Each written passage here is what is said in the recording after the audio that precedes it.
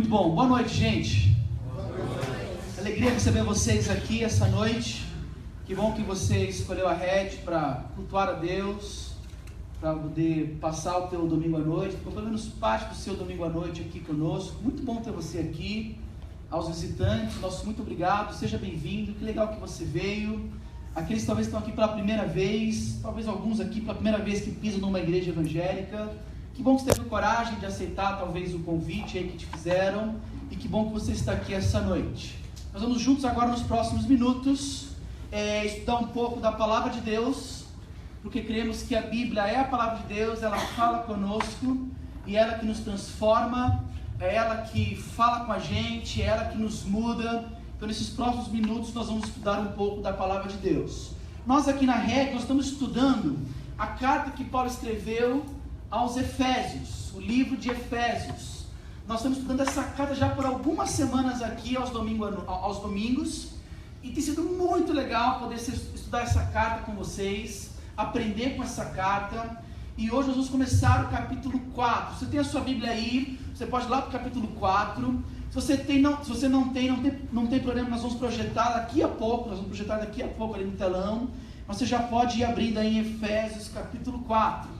Se você usa celular, seria muito legal você colocar em modo avião, para que você possa usar somente a Bíblia, e o celular possa não te atrapalhar, não tirar a sua atenção nesses próximos minutos, tá bom? Queridos, nós escolhemos esse tema, o que cremos, como vivemos. Aliás, é um tema muito pertinente. Se você pensar hoje nessa loucura, o Maurício até chegou a citar aqui na ministração dele do louvor, essa semana o Rio de Janeiro assim, foi abalado com as notícias políticas, de prisão, não é verdade? Chocou muita gente, e algumas pessoas importantes na política aqui, fluminense, foram presos, e parece que tem mais gente por aí. Aliás, esse mês, o mês de novembro, quando é que o Cunha foi preso? Foi novembro ou foi outubro? Eu não estou lembrado se foi novembro ou outubro, Mas talvez essa época também, pouco tempo atrás, ele foi preso, e talvez nunca esteve tão em evidência a prisão de políticos, em especial os políticos chamados evangélicos, não é verdade? Agora, é uma baita incoerência e nos choca demais saber que alguém que supostamente se diz evangélico, que aliás até mesmo usou o nome de Cristo e a igreja evangélica para se promover, para se eleger, e pessoas envolvidas em casos assim tão terríveis de corrupção, não é verdade? Isso mostra que há um problema muito sério em que o que as pessoas creem, ou elas supostamente dizem crer, e como elas vivem. Há uma incoerência muito grande aí, não é verdade? Porque você pode talvez não conhecer nada de Bíblia, nem nada sobre Deus, mas eu sei que uma coisa você sabe, que pelo menos se alguém se diz evangélico, se diz ser cristão, ou alguns usam a nomenclatura crente, se diz ir na igreja e falar em nome de Deus, você supostamente espera que essa pessoa viva de acordo com o que ela prega, não é verdade? É uma questão de coerência, uma questão de lógica.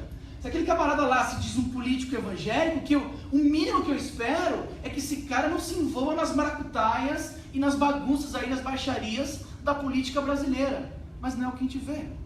A gente vê justamente o oposto, ou melhor, nós vemos justamente uma incoerência no que a pessoa crê ou diz crer e em como que ela vive.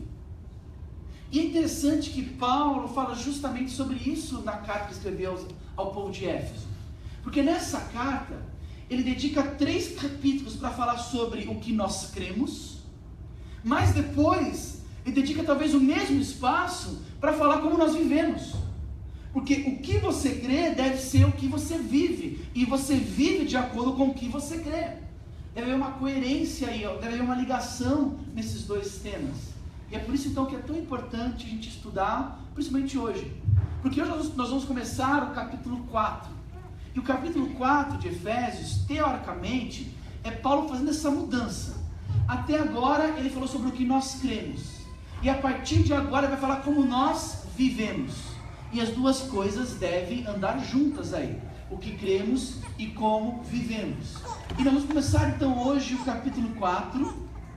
E ver então como que a gente pode de fato, viver aquilo que cremos e crer e, obviamente, crer e também, obviamente, viver. Tá bom?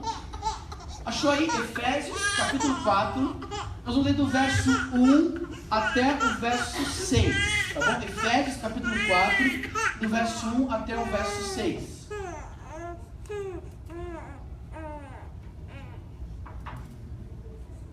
Muito gostoso, né? Ouvir esse choro de criança, né? Gostoso, né?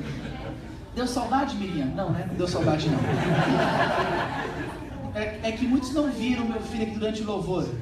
Alguns viram, não dá muita saudade, não. Até deu, mas quando eu lembrei dele no louvor, sentado com a cara no bumbo. E o Mateus batia, o cabelinho dele levantava assim, ó. Quem que é o pai dessa criança? Vamos lá, Efésios capítulo 4, versículo 6 diz assim, olha: como prisioneiro do Senhor, eu rogo-lhes que vivam de maneira digna da vocação que receberam. Sejam completamente humildes e dóceis, e sejam pacientes, suportando uns aos outros com amor. Façam todo o esforço para conservar a unidade do Espírito pelo vínculo da paz. Há um só corpo e um só Espírito, assim como a esperança para a qual vocês foram chamados é uma só. Há um só Senhor, uma só fé, um só batismo, um só Deus e Pai de todos, que é sobre todos e por meio de todos e em todos. Vamos orar? Senhor, nesses próximos minutos nós vamos estudar a Tua Palavra. Eu queria pedir, Deus, para que ela encontrasse aqui corações dispostos a ouvi-la. E principalmente, Deus, o Senhor nos dê disposição a responder e obedecer a Tua Palavra, Deus. Fala ao nosso coração, para que as minhas limitações não impeçam o Teu agir, para que talvez a nossa possível desatenção durante esse tempo também não nos impeça de sermos trabalhados pelo Senhor, exortados pelo Senhor, para que a gente possa realmente aprender cada vez mais do Senhor, aprender realmente a viver aquilo que cremos, Deus. Esse é o nosso desejo. Aumenta a nossa fé, salva pessoas aqui hoje à noite, se assim for da sua vontade. Trabalhe, Deus, em nosso coração nesses próximos minutos. Em nome de Jesus que nós oramos. Amém. Queridos, eu quero falar hoje rapidamente sobre algumas implicações do Evangelho na vida de uma pessoa. Quando ela começa de fato a compreender o Evangelho é uma mensagem daquilo que Deus fez por nós, entenda muito bem. O Evangelho quer dizer boa notícia. E a boa notícia é que Deus te ama a ponto de morrer por você. Jesus Cristo morreu por você, morreu em seu lugar, para que você pudesse novamente se religar a Deus. E quando você compreende essa mensagem, a pergunta é: quais são as implicações? O que muda? Como você começa a viver a partir disso? E eu penso que Paulo começa falando aqui no versículo 4, logo no versículo 1, sobre uma vida coerente. Se você olhar comigo o verso 1 que está aí, vai ficar projetado o tempo todo esse texto. Paulo diz o seguinte, olha: como prisioneiro no Senhor. Só lembrando vocês, Paulo escreve essa carta de uma prisão, estava preso em Roma, por isso que ele fala prisioneiro do Senhor. E no Senhor é porque o motivo da prisão dele é porque ele pregou o Evangelho.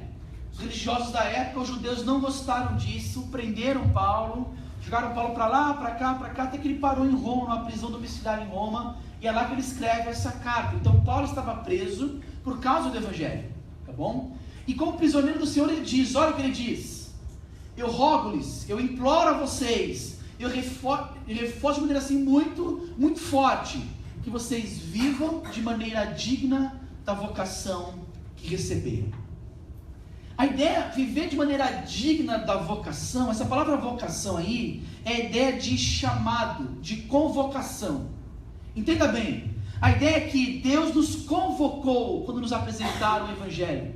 É um chamado divino.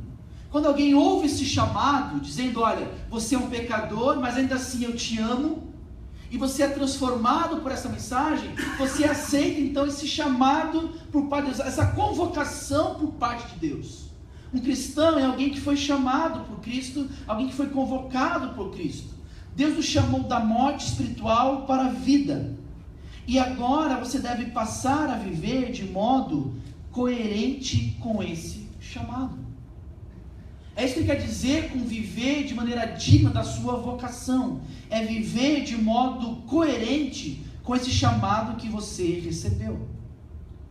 Quando nós compreendemos o que Deus fez por nós, a gente costuma usar uma nomenclatura aqui de conversão. Quando nós nos convertemos, a nossa mudança ela é completa e radical. Nós somos internamente mudados por completo. Se você talvez era egoísta, era rancoroso, se você talvez era ansioso, raivoso, racista, sem esperança, depressivo, isolado, orgulhoso, fechado, se você era alguém centrado em você mesmo, quando Cristo entra na sua vida, tudo muda de lugar. Tudo passa a mudar completamente. E é interessante que essa mudança interna, ela começa também a transparecer externamente. As suas práticas começam a mudar, os seus costumes mudam, as suas rotinas, tudo é modificado a partir do Evangelho. Quando Cristo nos é apresentado, você entende quem Jesus é, e que Ele é teu Salvador e teu Senhor. Como nós vimos algumas semanas atrás, lembra? Quando Ele passa a morar no seu coração, Ele vem com o trono, e Ele passa a reinar na sua vida. Ele passa a comandar completamente a sua vida. Então tudo realmente é modificado. E por causa disso, então, nós passamos a viver uma vida coerente com as verdades do Evangelho. A tua vida passa a ser coerente com aquilo que você crê, ou com aquilo teoricamente que você diz crer. Há uma lógica, há uma coerência aí. E isso é muito importante. Quer ver, por exemplo? Nós vimos aqui algumas semanas atrás, quando Paulo orava no final do capítulo 3. Lembra que no verso 17, ele orou para que Jesus governasse aqueles corações. Lembram disso? A gente tratou disso aqui. Paulo falou, olha, quando alguém entende o Evangelho, a mudança é tão radical que Cristo passa a habitar nessa pessoa através do seu Espírito, e Ele começa a reinar, a governar completamente esses corações. Então quando a gente compreende, quando nós nos convertemos, a gente ganha um novo coração, nós somos transformados, um coração onde Cristo pode reinar. Então teoricamente você passa a viver uma vida que deve ser coerente com o reinado de Cristo, certo? É uma questão de coerência. Se Cristo é teu Senhor, se Ele é o teu Salvador, se Ele é o Senhor da sua vida, Ele vai reinar. A pergunta é, como que é uma vida de alguém governado por Cristo? Eu acho que essa é uma boa pergunta para a gente entender muito bem esse verso 1. Como que é a vida de alguém que realmente é governado por Cristo? Seja esse alguém adolescente de 11 anos, de 12, de 13, seja talvez um idoso de 65, de 70, seja alguém em meia idade. Como é a vida de alguém realmente governado por Cristo? Como é que você responderia a essa pergunta? Como que é a vida de alguém que é realmente governado por Cristo? E eu penso que a vida de alguém que é governado por Cristo, que vai viver de modo coerente, digno da vocação que recebeu, é alguém que compreendeu o que Jesus fez e que procura não fazer outra coisa a não ser imitar os passos de Jesus. Lembra que Paulo disse que você podia imitar Paulo porque ele estava imitando a Cristo? Quando você passa a ser governado por Cristo, as ações de Cristo passam a ser vistas em você. Os ensinos de Jesus passam a ser presentes na sua vida. É isso que é alguém que está sendo governado por Cristo. As pessoas olham e falam, poxa, aquele cara, ele age como Jesus. Aliás, você sabe disso, mas a palavra cristão surgiu nesse contexto. A palavra cristão surgiu no contexto onde pessoas de fora da igreja, ao ver a conduta daquelas pessoas, falam, uau, aquelas pessoas imitam a Cristo. Aquelas pessoas se parecem com pequenos cristos, e aí surge a ideia do cristão. Então, para a gente entender o que é uma vida governada por Cristo, nós temos que olhar para a vida de Cristo, para o ensino de Cristo, e começar a ver se esses ensinos e se essa vida estão presentes em nossa realidade. Deixa eu perguntar para vocês, você por acaso já leu os Evangelhos? Os Evangelhos são os 4 primeiros livros do Novo Testamento: Mateus, Marcos, Lucas e João. Você já dedicou para ler os Evangelhos? Aliás, que é uma tarefa legal, ainda dá para esse ano ainda. Comece a ler os Evangelhos esse ano ainda. Porque os Evangelhos narram a história de Jesus. de várias perspectivas. Algumas histórias são as mesmas histórias, outras são histórias diferentes, narradas por personagens diferentes. Mas leia, por quê? Para que você conheça a vida de Cristo e o ensino de Cristo.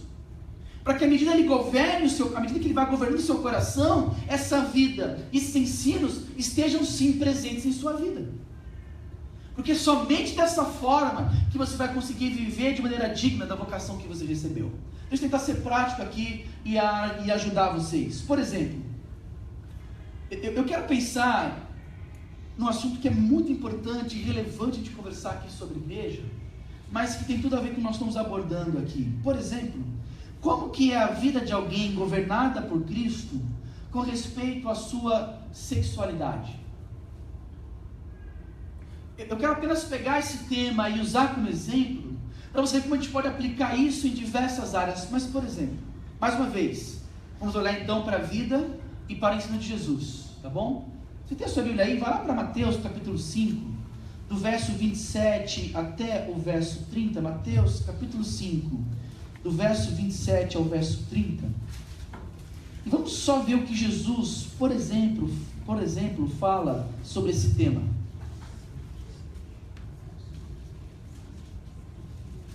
Desculpa, esse eu acabei não colocando no telão, mas eu leio para vocês. Mateus capítulo 5, do verso 27 ao verso 30. Olha o que diz: vocês ouviram o que foi dito, não adulterarás, mas eu lhes digo, qualquer que olhar para uma mulher para desejá-la, já cometeu adultério com ela no seu coração. Se o seu olho direito o fizer pecar, arranque-o fora e lance-o fora. É melhor perder uma parte do seu corpo do que ser todo ele lançado no inferno. E se a sua mão direita o fizer pecar, corte-a e lança-a fora. É melhor perder uma parte do seu corpo do que todo ele para o inferno. Esse é o ensino forte e radical de Jesus. E aqui Jesus ele nos ensina que os nossos olhos devem estar sempre voltados, para você que é casado, tá bom? Para as suas esposas e para os seus maridos. Porque se você desejar sexualmente alguém que não seu cônjuge, Jesus trata como adultério. É interessante que Jesus ele eleva aqui o conceito do adultério, que até então adultério era apenas um ato sexual com uma pessoa que não seu marido, que não sua esposa. Mas ele eleva esse conceito. E Jesus nos coloca aqui, ele trata com muita seriedade esse tema sexualidade, porque ele diz que é algo abominável diante de Deus se entregar sexualmente a outra pessoa, ainda que somente mentalmente.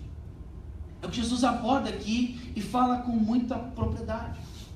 E quando você olha para esse texto, e você deseja viver a vida de Cristo, e o ensino de Cristo na sua vida, querido, isso aqui é um soco no estômago da atualidade. Porque, por exemplo, um texto como esse, você pode pegar ele e perceber que Jesus bate claramente, só uma ilustração aqui, na pornografia, por exemplo. Porque a base da pornografia é justamente essa, não é verdade? A gratificação sexual que acontece basicamente na mente da pessoa por meio de vídeos e imagens. E precisamos abordar esse tema porque ele é extremamente relevante, ele é extremamente atual. Porque nessa área, na área da sexualidade, muitos cristãos não estão vivendo a vida de Cristo. Não estão vivendo a coerência do Evangelho. Não estão vivendo de maneira digna da vocação que receberam. Porque você entenda muito bem a minha lógica aqui. A minha lógica é, viver de maneira digna da vocação é viver como Cristo viveu. É viver a vida de Cristo. E é pegar o ensino de Jesus, é pegar o ensino de Cristo, certo? E aplicar na sua vida, na sua realidade. E Jesus fala assim sobre temas atuais, como esse, por exemplo. Queridos, talvez a pornografia é algo extremo, é algo muito forte, mas nós precisamos conversar sobre situações reais do nosso tempo, sobre o que nós como cristãos, por exemplo, estamos consumindo de mídias, de internet, de televisão. E em geral nós estamos entregues a uma realidade que não é digna da vocação que nós recebemos. Nós temos consumido de tudo o tempo todo, e nós não estamos ligados nos perigos que nos cercam quanto a essa área, não é verdade? Tem um livro muito legal chamado Mundanismo, e alguns aqui já leram, eu já indiquei para muita gente, e continuo a indicar sempre. Mundanismo, Como Resistir à Sedução de um Mundo Caído. É um livro muito legal, muito atual, que eu recomendo todo mundo aqui, em especial os pais e filhos, a lerem esse livro. E esse livro, um dos autores, porque é uma compilação de vários autores, eles falam com respeito ao uso da mídia.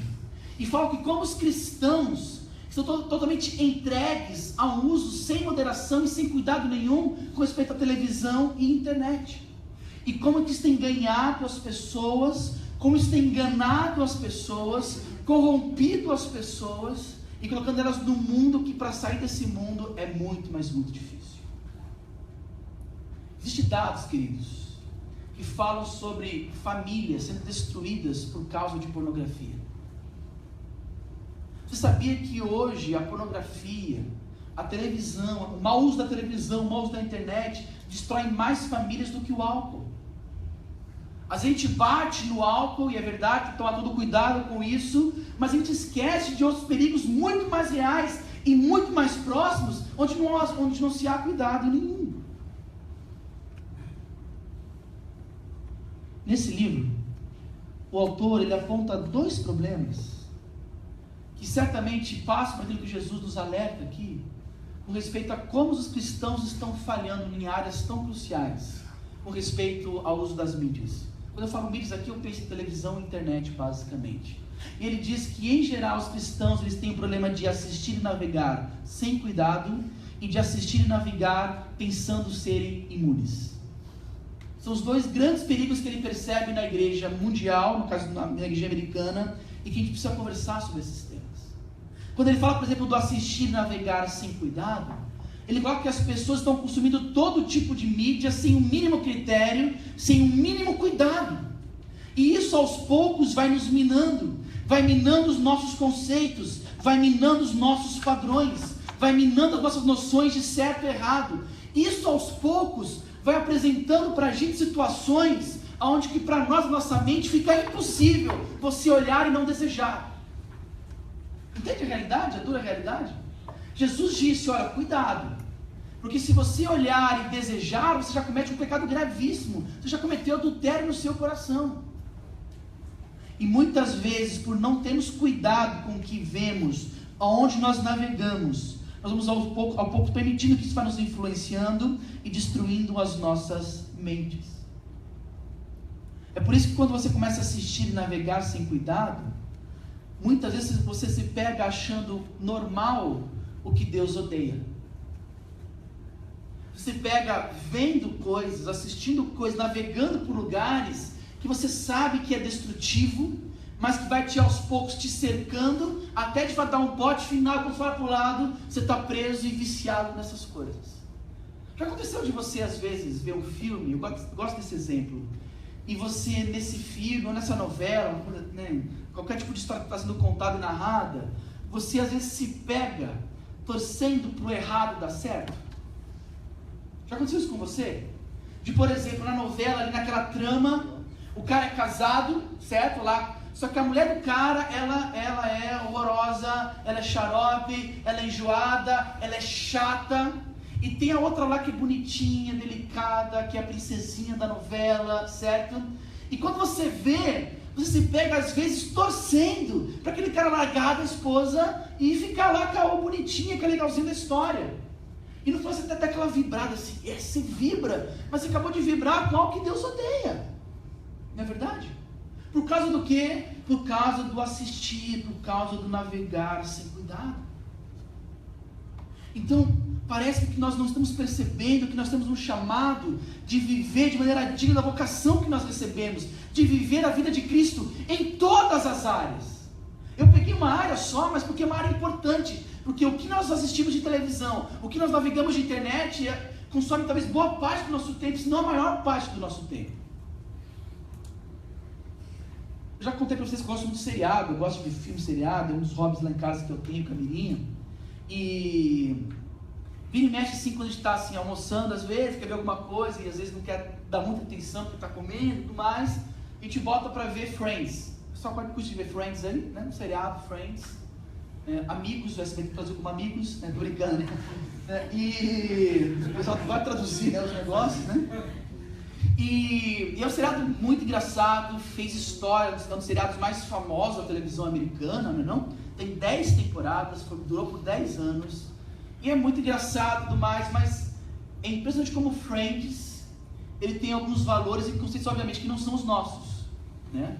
É um grupo de 6 amigos de Nova York, eles de fato são bem moderninhos, eles são bem pós-modernos, e muitas coisas ele trata com uma naturalidade tão grande, e que naquela naturalidade que eles tratam, você vai dando risada, que se você não cuidar, você se pega começando a achar que aquilo é natural também. Semanas atrás eu vi um episódio que me chocou bastante, porque desses 6 amigos um casou, né? O Chandler com a Mônica, não é verdade? E a forma como esse casal, e todos eles tratam a pornografia, por exemplo, é algo impressionante, porque eles tratam ela como algo normal, como algo engraçado, como algo até mesmo assim incentivado para que homens utilizem da pornografia, e algo normal dentro do casamento. Num episódio só, no meio das piadas ali, eles colocam assuntos como esse. E se você não estiver ligado, se você não estiver de fato antenado, enxergar os perigos disso, isso pode dominar e tomar o teu coração. Porque é assim que as pessoas têm lidado com questões como essa. Então, infelizmente, a gente tem lidado com isso sem cuidado nenhum. Aliás, quer ver notar aqui que a gente não tem cuidado nenhum, por exemplo? Sobre a nossa navegação de internet. Queridos, isso é sério.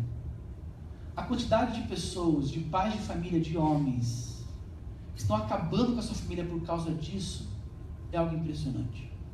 A quantidade de jovens, de adolescentes, que estão totalmente entregues nessa área, é algo assustador. E é assustador porque não aparece. É assustador porque é na calada da noite, é trancados no quarto, porque é ali que eles estão sendo escravizados por isso. E ninguém vê, e ninguém nem percebe. E quando se percebe e se descobre, já está num buraco lá embaixo. É assustador ver que pais e filhos também navegam sem cuidado nenhum com respeito ao local onde navegam. Que está lá o Wi-Fi na casa, o cara pode acessar onde ele quiser, do jeito que ele quiser, o horário que ele quiser. Isso é um perigo. Se você tem computador e você usa no quarto, tira do quarto e bota na sala, onde todo mundo passa, onde todo mundo vê. É um perigo, porque através disso é o caminho ideal para as pessoas não viverem de maneira digna da vocação que elas receberam. Quer dizer, a questão ela é séria. Um outro problema, além do navegar e assistir sem cuidado, é porque a gente navega e assiste pensando que nós somos imunes a isso.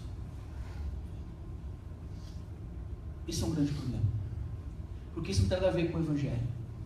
Porque se você realmente compreendeu o seu Evangelho, você sabe quem você é: um pecador depravado, distante de Deus. E que se não for Cristo reinando e governando a sua vida, você sabe da potencialidade que você tem para o errado, para o mal. Então, viver de maneira digna da tua vocação é você saber dos perigos que cercam você e que você sim pode cair. Ninguém está imune a isso. E os cristãos em geral hoje em dia lidam com a mídia, com a televisão, lidam com a internet achando que são imunes. Não, isso não vai acontecer comigo. Não, meu marido, minha esposa jamais vão cair nessa. Até cair. Não, meu filho jamais vai ficar viciado em pornografia até ele ficar. Não, meu filho ficar de bobeira, né, nos grupos de WhatsApp? Claro que não. Até você entrar lá para ver o que ele está vendo, ouvindo e falando nesses grupos. Ninguém está imune, queridos. E viver de maneira digna da sua vocação é saber que você não está imune. É saber da sua potencialidade para errar, da sua potencialidade para destruir o seu casamento. E é por isso que você precisa desesperadamente de Cristo no centro, reinando, governando e mandando e dirigindo os seus passos. Porque se você ficar por conta própria, você arrasa com tudo e acaba com tudo. Então, queridos, o princípio aqui é que viver então de maneira coerente com a vida de Cristo, viver de maneira coerente com a vida de Cristo, é viver em todas as esferas. é você se perguntar o tempo todo, como que alguém governado por Cristo utiliza mídias sociais, utiliza essas redes?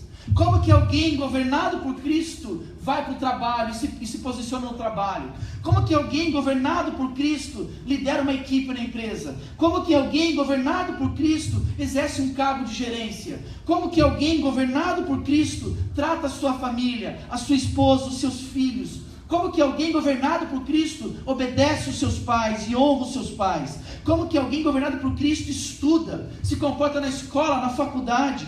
Faça essas perguntas para você mesmo, e as respostas dessas perguntas vão te ajudar a viver de maneira digna da vocação que você recebeu.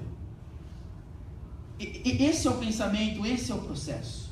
Faça essas perguntas e vá atrás da palavra de Deus para colher essas respostas. Vai ler os evangelhos, leia, releia, leia 10 vezes, leia 50 vezes, para você ver como que era a vida de Cristo, os ensinos de Cristo, para que você possa orar: Pai, por favor, para que essa vida seja a minha vida, para que esse ensino seja a minha prática de vida. Isso é viver de maneira digna da vocação que você recebeu.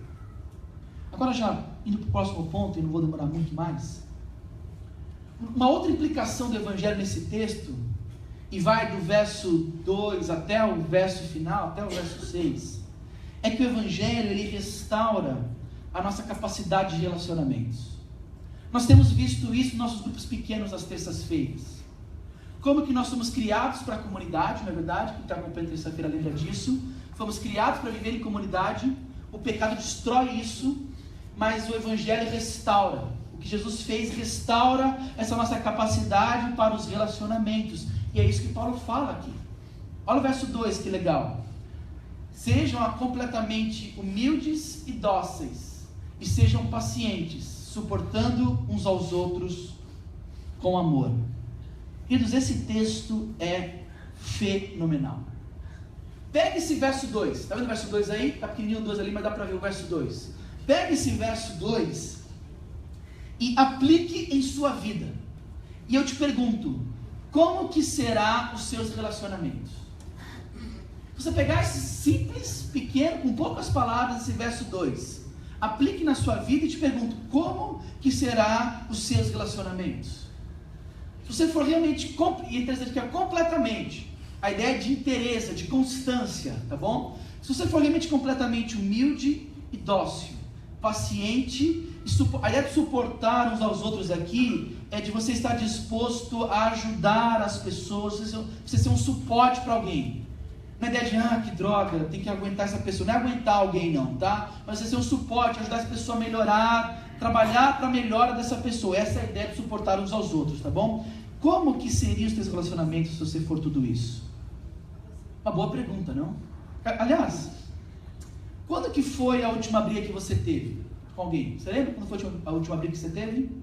Hoje, antes de vir para o culto, talvez hoje, não sei, né? Com a tua esposa, demorou muito para se arrumar, será que é isso? Não quero dar direto para ninguém aqui, não sei, né? Foi quando? Quando foi a última briga que você teve? Ou com a tua esposa, você é casado, com o teu irmão nem se fala, né? Porque com o irmão você vive brigando o tempo todo, né? Você olha, você já briga com o irmão, não sei. Mas pensa, quando foi a última vez que você brigou com alguém, com seus pais, com seu irmão, com sua esposa?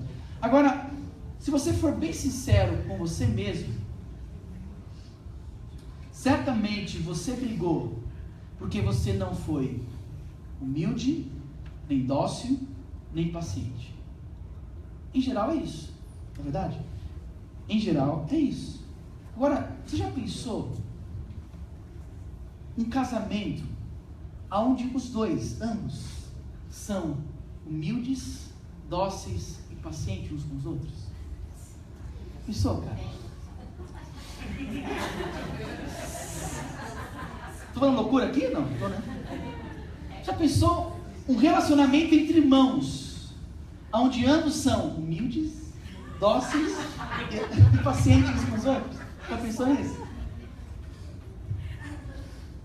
Aí você diz pra gente, Thiago, na moral, Thiagão, na moral, cara, isso é impossível, cara, isso é impossível.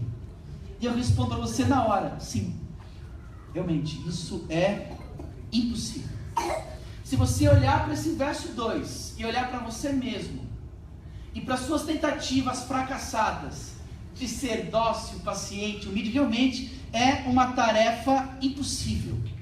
Agora, você lembra sobre o que Paulo orou no capítulo 3 mesmo? Está lembrado do conteúdo da oração de Paulo no capítulo 3? Eu vou lembrar vocês, ou vou ensinar para quem não estava aqui, né? No capítulo 3, em especial no verso 16, olha, o verso 16, Paulo diz assim, olha, eu oro para que com as suas gloriosas riquezas, Deus os fortaleça no íntimo do seu ser, com o poder de Deus, com o poder dele, por meio do seu Espírito. Opa! Paulo diz que se nós orarmos pelo poder de Deus, para que o poder de Deus nos encha cada vez mais, que poder de Deus é esse? Gente, o poder de Deus é aquele poder que disse haja luz e houve luz lá atrás. É o poder de Deus que fez do nada existir tudo. É o poder de Deus que disse para o mar abre e ele abriu. É o poder de Deus que atuou em cada milagre de cada profeta do Antigo Testamento. É o poder de Deus que atuou em Jesus Cristo, em cada milagre, em cada sinal que ele ressuscitou. O poder de Deus que ressuscitou Jesus dos mortos. É esse poder que Paulo ora para que esteja sobre mim e sobre você, sobre a igreja dele. E quando esse poder de fato enche a tua vida, o seu ser, o teu coração, aí sim a gente pode olhar para o verso 2 com esperança e falar, cara, uau, por esse poder então é possível Jesus governar tanto a minha vida, tanto o meu coração, que eu vou ser humilde, dócil, paciente e suportar uns aos outros. Não é pelo seu poder, não é pelas suas características, não é pela sua tentativa, mas é pelo poder de Deus em você.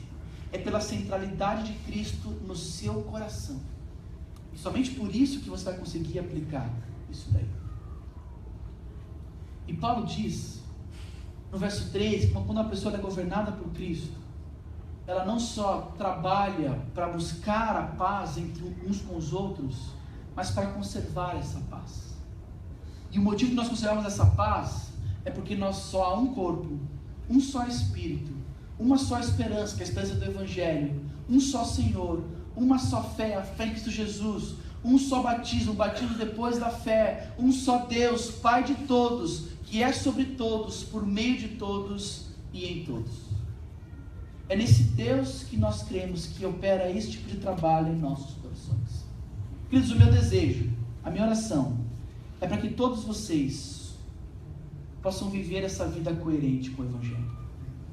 Meu desejo é para que você, que é um cristão, possa olhar para esse texto e falar, Deus, me conceda a graça de viver isso, de viver de maneira coerente, de viver de maneira que a vida de Cristo seja a minha vida, que o pensamento de Cristo seja os meus pensamentos, que o ensino de Cristo seja os meus ensinos, a minha prática, não pelo meu poder, mas pelo poder do Senhor.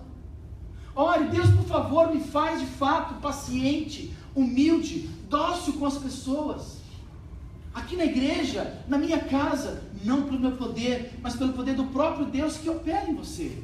Por isso é importante de orar o que Paulo orou no capítulo 3, deve ser a sua oração o tempo todo dia, você deve orar por essas coisas, para que você possa viver a realidade do reino de Deus aqui no nosso lugar, nossa igreja. Meu desejo é para você que está nos visitando, talvez muito que eu falei hoje aqui é uma novidade, algo diferente para você. Meu desejo é para que você possa ter os seus olhos abertos para essa realidade. Deus te ama, embora você seja um pecador assim como eu sou. E que Deus oferece salvação em Cristo Jesus. Basta você crer, entregar a sua vida para Ele e Ele vai fazer o resto de você. Baixa a cabeça e fecha os teus olhos.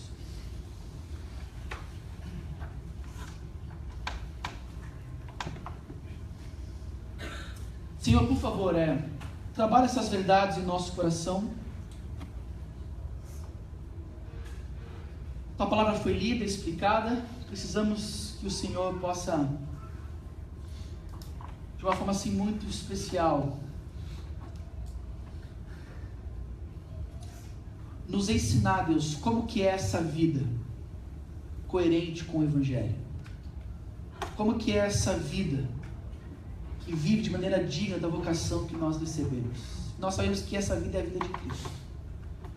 Então, Senhor, em nome de Jesus, continua a produzir a vida de Cristo em nós.